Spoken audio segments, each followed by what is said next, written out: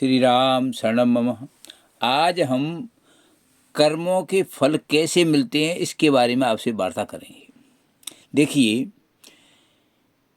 कर्म करते समय मन में भाव आते हैं, कर्म करने के बाद में भी भाव आते हैं, कर्म करते समय भी भाव आते हैं और करने के बहुत दिन बाद भी भाव आते हैं। आपके मन में विचार आते हैं, उन विचारों से आपके अंदर संस्कार बन जाते हैं। वो संस्कार बीज के रूप में आपके अंदर पहुंच जाते हैं और वो संस्कार या तो इसी जन्म में या अगले जन्म में वो संस्कार विचार ही देते हैं।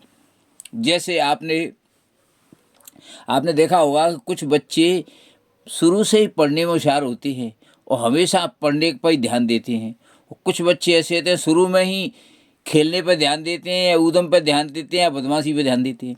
तो ये सब क्या है? उनके अंदर पड़े हुए संस्कारों के बीज उग रहे हैं।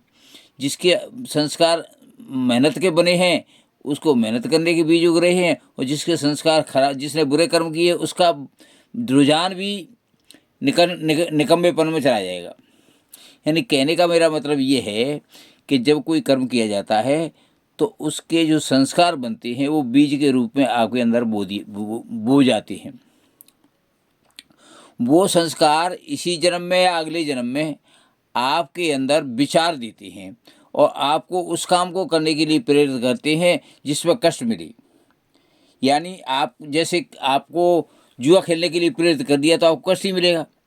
इसका मतलब है कि प्रारब्ध में आपने ऐसे कर्म किए हैं कि आपको कष्ट मिले तो आपका मन उस काम में लगेगा जिसमें आपको कष्ट मिले।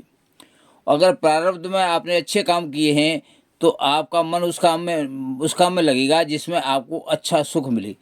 इस तरह से कर्मों के फल संस्कार के रूप में, बीज के रूप में बन जाते हैं। धन्यवाद।